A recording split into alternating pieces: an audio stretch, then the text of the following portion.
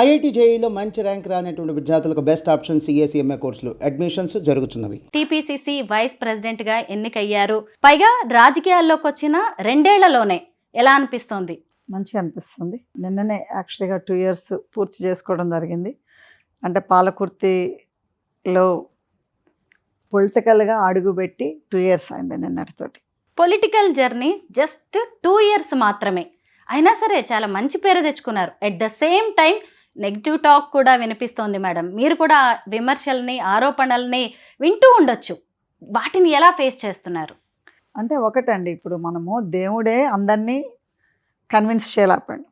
ఒక దేవుడు అంటేనే మన అందరికి ఇష్టం లేదు. అందుకోసమే కదా మన అందరికి కూడా దేవుళ్ళు శివుడు, వెంకటేశ్వర స్వామి, వినాయకుడు, పార్వతి, లక్ష్మి, సరస్వతి, కుమారస్వామి, సో కృష్ణుడు, ఇవన్నీ కూడా రకరకాలుగా ఇప్పుడు కాదు కదా, మనం తరతరాల నుంచి మనం going back to our methodology అప్పుటా నుంచే జరుగుతున్నది ఇది.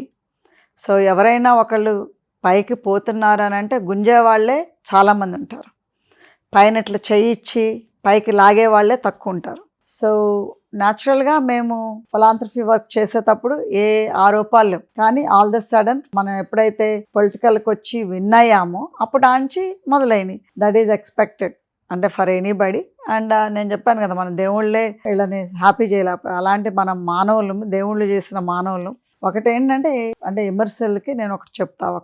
ఒకటేమో ఆపోజిషన్, ఎందుకంటే వాళ్ళకి పదవి పోయేసరికల్లా వాళ్ళకి జీర్ణించుకోలేకపోతున్నారు ఏది ఓటమి అనేది.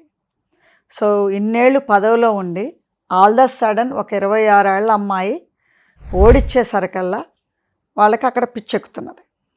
ప్లస్ 10 ఏళ్ళు పాలకుర్తిని పీడిచ్చి దోచుకొని ఇక్కడ దాచుకొని ఎక్కువ కూడా అమెరికాలో ఇన్వెస్ట్లు చేశారు. మరి అదేవిధంగా వీళ్ళతో పాటు చాలామందిని దోసుకొని ఇచ్చారు. సో దానికి అలవాటు పడ్డోళ్ళు ఈనాడు పదవి పోయి, పెత్తనం పోయి, మన డబ్బు సంపాదించే అవకాశం పోయేసరికి వాళ్ళ పిచ్చెక్కుతున్నాం. అదొకళ్ళు. ఇంకొకళ్ళు ఏంటంటే మేము మహిళలమి, మేము అమెరికాలో ఉంటాం, మేము గెలిచిన తర్వాత కూడా అమెరికా వెళ్తే వీళ్ళు పెత్తనం చేయొచ్చు, ఎక్కడంటే అక్కడ సంతకాలు పెడతాం, మేము మహిళలం కాటాన, వాళ్ళకి మా డబ్బుతోటే మా కష్టం పడి గెలిచిన దాంతో వాళ్ళు రాజకీయాలు చేద్దామని అనుకున్నారు. సో ఆ మహిళలు కదా, అమెరికా నుంచి వచ్చారు కదా, వీళ్ళకేం తెలుసు, వీళ్ళలాగూ మేము ఎక్కడ చెక్కలు చేయమంటే అక్కడ పెడతాం, వీళ్ళు అంతవరకు ఇంట్లోనే పరిమితం అనుకొని కొంతమంది. సో అదనేది వాళ్ళకి ఈరోజు వాళ్ళు అనుకున్నది ఒకటి, అయింది ఒకటి.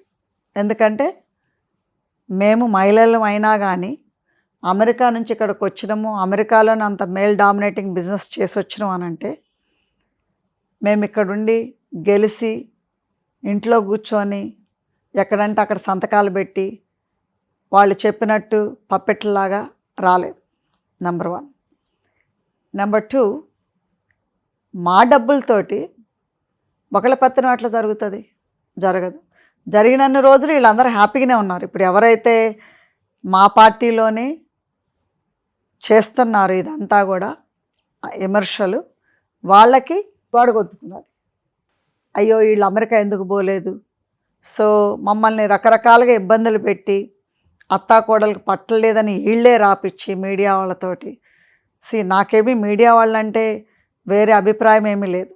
కానీ కొంతమంది వీళ్ళు ఇచ్చే డబ్బులకో లేకపోతే వీళ్ళు చెప్పే అబద్ధాలు నిజంలాగా చెప్తారు కదా కొంతమంది, అరటిపండు నోట్లో ఒలిసిపెట్టినట్టు. అక్కడ ఏమి జరుగుతున్నది గ్రౌండ్ లెవెల్లో కావాలంటే వచ్చి ప్రజల్ని, పబ్లిక్ని మాట్లాడండి. అంతేగాని ఈ సోకాళ్ళు లీడర్లు అని చెప్పుకునే వాళ్ళు ప్రజల్ని మోసం చేస్తారు, మమ్మల్ని మోసం చేస్తారు.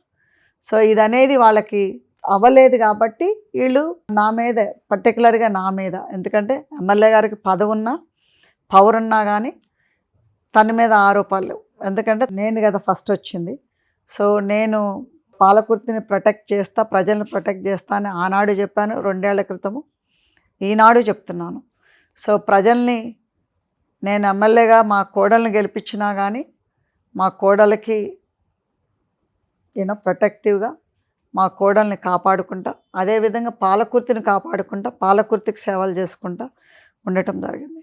సో దాంతో ఏంటంటే జీర్ణించుకోలేకపోతున్నారు ఎవరైతే సో కాల్డ్ ఫ్రంట్లో ఉన్నారో. సో అయ్యేసరికి ఏమవుతుంది, సో అది వాళ్ళు జీర్ణించుకోలేకపోతున్నారు. దానివల్ల ఏమవుతుందంటే విమర్శించలేస్ అవుతుంది. సో దానికి నేనే టార్గెట్ వాళ్ళకి. ఎందుకంటే నేను శుభ్రంగా అన్ని విమర్శల వల్ల నేను అమెరికా వెళ్ళిపోతే మళ్ళీ పాలకుర్తిని పీడించి వీళ్ళు సోకాళ్ళు ఎవరైతే కంప్లైంట్ చేస్తున్నారో నా మీద, పేర్లు మీరు ఆల్రెడీ వినే ఉంటారు, నేను మళ్ళీ వాళ్ళ పేర్లు నేను చెప్పదలుచుకోలేదు. ఇది చూసే ప్రజలకు కూడా తెలుసు వాళ్ళు ఎవరో, వాళ్ళు కూడా ఈ ఇంటర్వ్యూ కూడా చూస్తూ ఉన్నారు. సో వాళ్ళందరికి కూడా నేను చెప్పేది ఒకటే, నేను పాలకుర్తిని వదిలిపెట్టను, పాలకుర్తిలో ఉంటాను, తాడో పేడో తెలుసుకుందాం.